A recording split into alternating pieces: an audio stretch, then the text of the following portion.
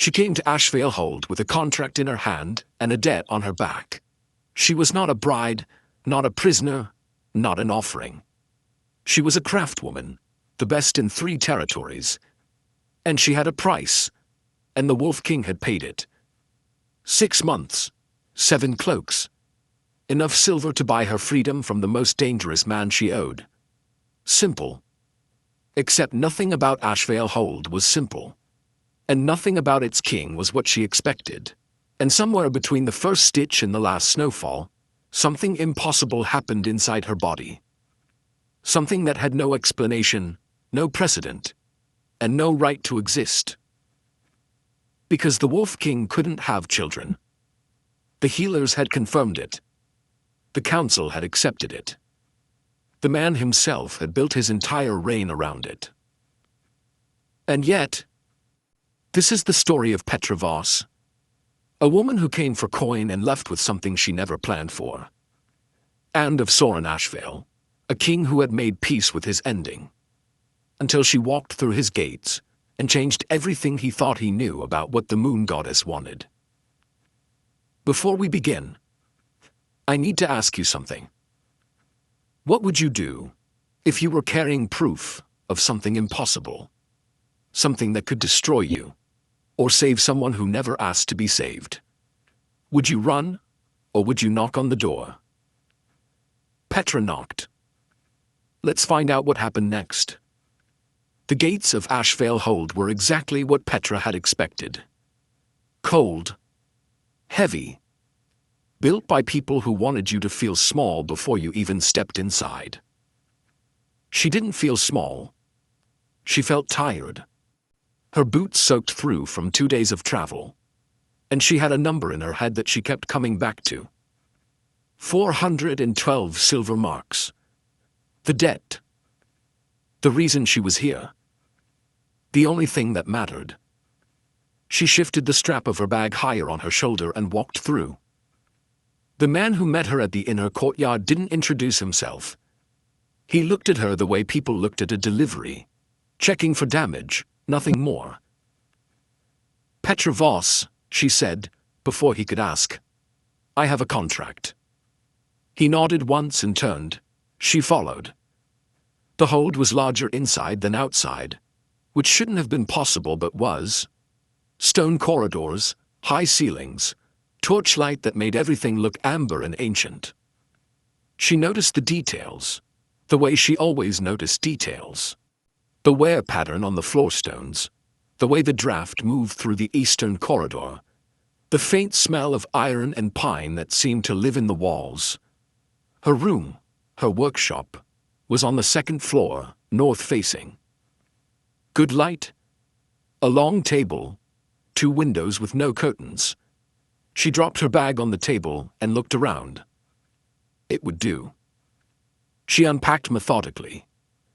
Spools of thread in 7 weights, each wound in a different color of wax paper. Needles made from the small bones of winter birds, hollow, light. Better for conducting intent than metal. 4 small vials of dye that didn't come from any plant a regular market would carry. A folded piece of leather that unrolled to reveal her tools laid in stitched slots like a surgeon's kit. She was here to work. 6 months. Enough coin to clear the debt and leave a margin. Then gone. Simple. She was pulling the leather roll flat when she heard movement in the courtyard below. She looked out the window without thinking.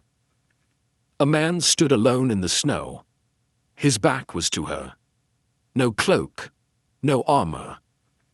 Just a dark wool tunic and the kind of stillness that didn't come from patience. It came from control. He was looking at the tree line. And something about the set of his shoulders made her think he'd been standing there long enough that the snow had stopped registering as cold. She watched him for 3 seconds, then looked away. Not her concern. She found her room that night by memory, took a wrong turn only once, and was halfway down the main corridor when she heard the voices through the heavy door to her left. She should have kept walking. She didn't. The healers are certain, my king. The voice was older, precise. The kind of voice that had spent decades being careful. The bloodline ends with you. No ceremony, no mate, no prayer to the goddess will change what was already decided. Silence. Then a second voice, lower, flatter, with the particular emptiness of someone who had heard this before and was finished reacting to it. Leave, Dredge. My king, the council requires... I said leave. Petra had already started walking again before the door could open. She turned the corner, kept her pace even, and didn't stop until she reached her own door. Inside, she sat on the edge of the bed and stared at the wall. She had come here for coin, not for secrets. The problem was, this pack seemed full of both. 2 weeks in, Petra had learned the rhythms of the hold, the way she learned everything. By watching and saying nothing. The pack ate together at dawn and dusk. The warriors trained in the eastern yard every morning regardless of weather. The women who ran the household moved in tight social orbits she had no interest in mapping. The counselor, Dredge, appeared at irregular intervals in the corridors with the particular energy of a man who was always on his way somewhere important. She stayed out of all of it. Her days started before the light came up and ended when her hands stopped cooperating. She was working on a commission for the pack's senior warriors, riding cloaks, 7 of them, each one requiring a different set of intentions woven into the fabric. Endurance for the long riders. Warmth that didn't restrict movement. A thread count tight enough that an arrow's drag would slow before it bit deep. It wasn't glamorous work. It was precise work. She preferred precise. She was 3 cloaks in when Saurin Ashvale walked through her door without knocking. She didn't look up immediately. She finished the stitch she was on. Steady, deliberate. The stitching on the second seam, he said. He was looking at the cloak she'd finished yesterday, hanging from the iron rod she'd fixed to the wall. It runs counter to the grain. She looked up then. He was taller than she'd registered from a window. Dark hair, jaw like something architectural, and eyes that were doing that thing she'd already noticed in the pack's senior members. The slight unfocus of someone who was tracking more information than their face was showing. It's supposed to, she said. Countergrain holds the intent longer. Standard grain lets it bleed out within a season. Your predecessor's supplier was using standard grain. She paused. That's why his cloaks needed replacing. Something shifted in his expression. Not quite a reaction. More like the absence of the dismissal she'd expected. How long will countergrain hold? He asked. 3 years minimum. 5 if your men don't sleep in them. He looked at the cloak for another moment. Then at her. Continue, he said. And left. She watched the empty doorway for a moment. Then went back to her stitching. That night, she ate alone in her workshop as usual. She'd gotten halfway through a bowl of root broth when the nausea hit. Sudden and specific. Like her body had decided the smell of the broth was a personal offense. She set the bowl aside and sat very still. It wasn't bad food. She knew what bad food felt like. She counted back through the days, the way she counted thread, methodically, without letting herself rush to the number she was afraid of reaching. She reached it anyway. She sat with her hands in her lap, very quiet, for a long time. Then she picked up her needle and went back to work. There was nothing else to do. Not yet. 3 weeks after that, Petra had stopped arguing with what her body was telling her. She didn't have the luxury of denial. Denial didn't pay debts, didn't finish commissions, didn't get her out of this hold-on schedule. She needed to think clearly, and thinking clearly meant accepting facts even when facts made no sense. The fact, she was pregnant. The impossibility. There was no reason she should be. There had been no night of alliance, no ceremony, no contact beyond the impersonal proximity of sharing a building with 200 people. She had been here 9 weeks. She had spoken to perhaps a dozen people with any regularity.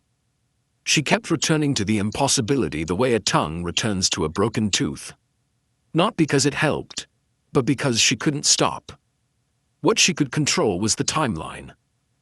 She needed to finish the remaining 4 cloaks, collect the second installment of her payment, and be gone before anyone noticed anything to notice. She'd worked faster before under worse pressure. She was on the 4th cloak when the stool shifted under her. She'd pushed it back from the table to reach the storage shelf, stood on the first rung to get height, and overreached. The stool rocked. Her center of gravity was wrong in a way she hadn't accounted for, and she had exactly 1 second to register that she was going to fall badly. She didn't fall. 2 hands, firm at her hips, caught her weight and set her down on the floor in one motion. She turned. Saurin. He was close. Closer than he'd been before. Close enough that she could see the grain of the scar that ran along his left jaw. His hands dropped from her hips immediately. But he didn't step back. She watched him stop. It was a very controlled stop. The kind that cost something. He was looking at her with that unfocused tracking look again. But this time it was different. More concentrated. Like something had just entered the range of his senses that he was trying to identify. A beat. Something shifts in him that he doesn't show. You look pale, he said. I'm always pale. He didn't contradict her. He also didn't leave. The commission is on schedule, she said, because she needed to say something that wasn't about the way his hands had felt like they knew exactly how much force to use. I know. 3 more weeks, 4 at most. There's no rush. She looked at him. There is for me. He held her gaze for a moment. Something in that gaze was asking a question he hadn't figured out how to phrase yet. Is the work acceptable? She asked. The work is exceptional. He said it the way someone states a measurement, not a compliment, a fact. Then I'll finish it. He nodded once, looked at her one more time, that specific searching look, and laughed. She closed the workshop door, pressed her back against it. The wolf in him knew. She could see it in the way he'd hesitated at the door, half-turned, like something in him was pulling in a direction his mind hadn't authorized yet. She had less time than she thought. Dredge was not a man who missed things. Petra had understood that within a week of arriving. He moved through the hold like someone conducting a permanent audit, noting, cataloging, filing. He had the stillness of a man who had learned that information was more valuable than action, and that patience was just a strategy with a longer timeline. She had stayed out of his way. She'd been careful. It wasn't enough. She found out on a Tuesday, which she knew because she marked her weeks by the supply delivery that came every 7 days. The boy who helped carry her linen, Eamon, 14, with the permanent expression of someone trying very hard to seem like he wasn't paying attention to anything, set down his bundle and didn't leave immediately. Someone's been asking, he said. To the floor, not to her. She kept her hands moving on the linen. Asking what? About you. Where you're from, who sent you, whether you have... He stopped. Picked the words carefully. Whether you have connections to other packs. She looked at him then. He finally looked back. His expression was the specific discomfort of someone delivering a message they don't fully understand, but know is important. Who's asking? He didn't say the name. He didn't need to. She nodded slowly. Thank you, Eamon. He left fast, the way young people leave when they've done something adult and aren't sure if it was right. Petra finished the linen count, stacked it, put away the supplies in the correct order. Then she sat down at her work table and looked at the wall. She ran through the possibilities the way she ran through thread counts, systematically, without letting herself skip to the answer she wanted. Dredge had been asking about her connections, her origins, her loyalties. The timing wasn't accidental. He'd started asking after Saurin's visits to her workshop had become a pattern. He was building a case. She didn't know exactly what the case was yet, but she knew the shape of it. She was an outsider, arrived under contract. And something impossible was happening inside her body, in a pack where the king had just been told his bloodline was dead. Whatever Dredge chose to make of that, she would have no way to defend against it if she heard about it from a 14-year-old boy. She needed to tell Saurin first. She sat with that for a long time. She had built her entire adult life on not needing to trust anyone. Trust required vulnerability. And vulnerability required believing that people's interests would align with yours at the moment it mattered most. They usually didn't. But Dredge was worse. Between two dangerous men, she'd rather face the one who hadn't decided what she was yet. She stood up, rolled down her sleeves, straightened her vest, and went to find the king. He opened the door on her second knock. No armor. A loose linen shirt, sleeves pushed to the elbow, a book still open in one hand. He'd been reading, which for some reason she hadn't expected. He looked at her face and stepped back from the door without a word. She walked in. The fire was low. The room smelled like wood smoke and something darker. Pine resin, maybe, or the particular smell of stone that had absorbed decades of winter. She walked to the center of the room and stopped, turned to face him. He set the book down and waited. She takes a breath, just one, then starts talking. "I'm going to tell you something," she said. "And I need you to let me finish before you say anything." He didn't nod. He just waited. She'd already learned that about him. He didn't perform patience. He just had it.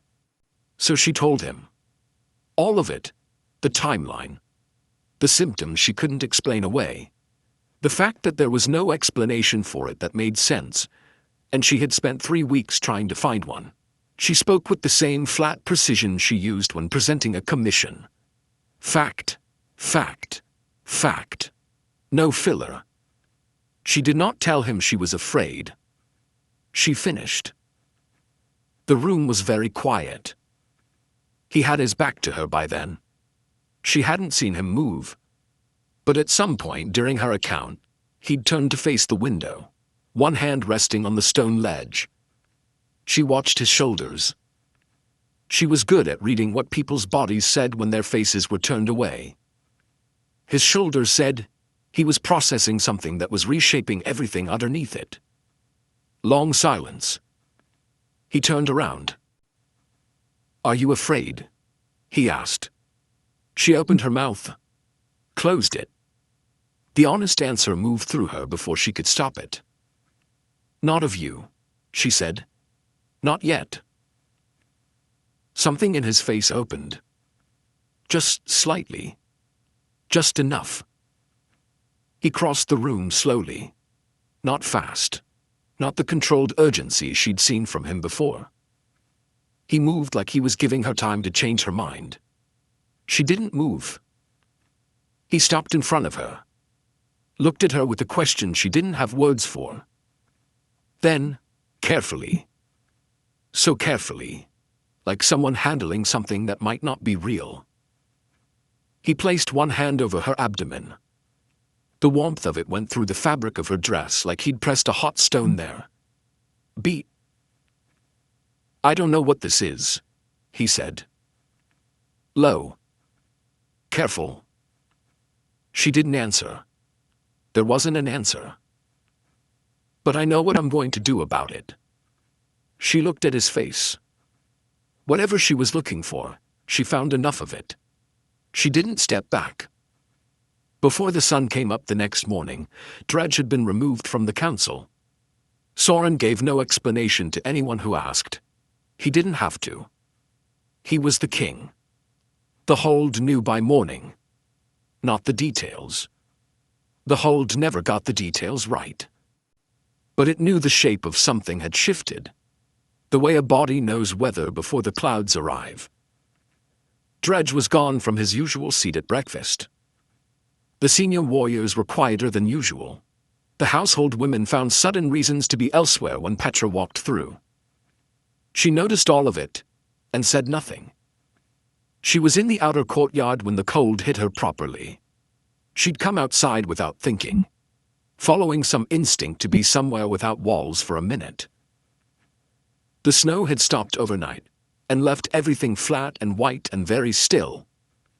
She stood there with her breath making small clouds, and tried to remember the last time she'd made a decision that wasn't about survival. She couldn't. She heard him before she saw him. Not footsteps. She'd learned that about pack members. They moved too quietly for footsteps to be reliable. It was something else. A shift in the quality of the air to her left. Saurin came to stand beside her. No guard. No counselor. No armor.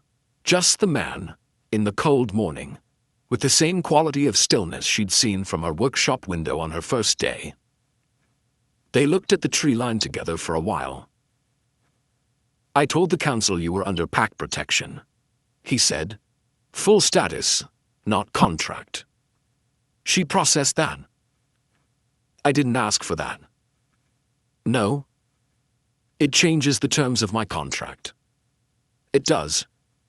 She looked at him. "I still have a debt. Outside this hold. That doesn't disappear because—" "I know." He said it evenly, without cutting her off. "I'll cover it. I don't want, not as payment." He paused. Something in him was choosing words more carefully than usual, like a man who didn't say things he didn't mean, and was working out exactly what he meant. Not as anything with a name yet. Just, the debt goes away. Whatever comes after that is separate. She was quiet for a moment. "Why?" she asked. He turned to look at her then. Full on, the way he rarely did in daylight. "Because you told me the truth when it would have been easier to run," he said. "And because whatever is happening—" His eyes dropped briefly, then came back up. "It's not nothing. And I don't treat things that aren't nothing like they are." She didn't have an answer for that. She wasn't sure she needed one. The sound came from across the courtyard. Slow footsteps on packed snow. They both turned. An old woman was crossing toward them. Petra had seen her before, at the edges of things. Meals, ceremonies, the morning training. She existed in the pack the way certain trees existed in a forest, so established that they'd stopped being noticed. Her face was a map of a long winter. Her eyes were very clear. She walked directly to them, stopped, looked at Petra's midsection with an expression that wasn't surprise. It was recognition. A long beat. "The moon goddess doesn't make mistakes," the old woman said. Her voice was dry and certain, like something that had been true for a long time, and was only now being said out loud. "She makes corrections." She turned and walked back the way she'd come. Neither of them spoke. The cold sat around them. The tree line stood still. Somewhere in the hold behind them, the ordinary sounds of morning continued. Fire, voices, the distant ring of the training yard. Petra looked at her hands. She was a woman who worked with thread and intent.